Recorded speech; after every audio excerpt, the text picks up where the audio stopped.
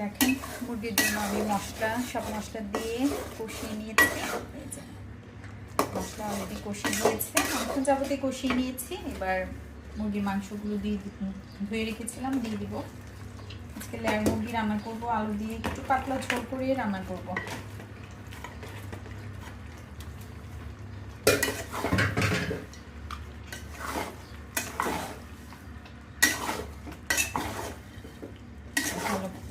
মশলার সাথে মিক্সড করে তারপর কষিয়ে নেব। চলেন দেখি মুরগির মাংসের কি অবস্থা। বড় পাতিলে ঢেলে নিয়েছি, কারণ আলু দিয়ে ঝোল দিয়ে রান্না করবো, এই জন্য ওইটাতে জায়গা হচ্ছিল না। একটু ঝোল দিছি যাতে ভালো করে প্রপারলি কষে তারপরে সিদ্ধ হয়, কারণ লেয়ার মুরগি কিন্তু সিদ্ধ হতে একটু সময় লাগে। এই যে দেখেন কতটা বোঝা যাচ্ছে জানি না, কালার। ভালো করে কষাবো, একটু ঝোল দিয়ে নিছি।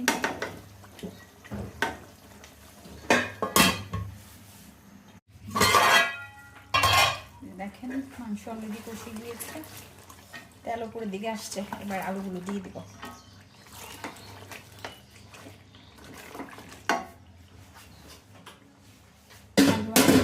আগে ভেজে রেখেছিলাম, কারণ বাচ্চারা আলু খেতে পছন্দ করে, এই জন্য আলু একটু বেশি দিয়েছি।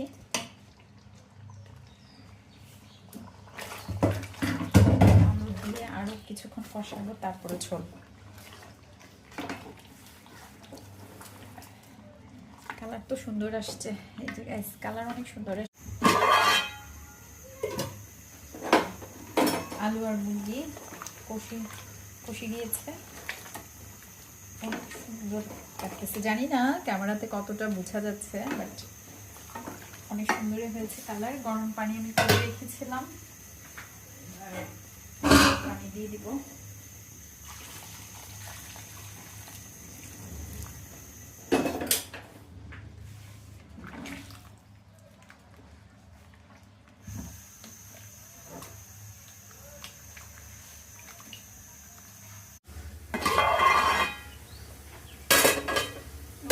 মাছের তরকারি হয়ে গেছে, ঝোল একটু বেশি দিয়েছি, আরও শুকায় যাবে। আরেক চুলায় ফোড়নও রেডি হয়ে গেছে। একটু ফোড়ন না দিলে ভালো লাগে না, আমি মুরগি বলেন গরু বলেন সবসময় একটু ফোড়ন দিই।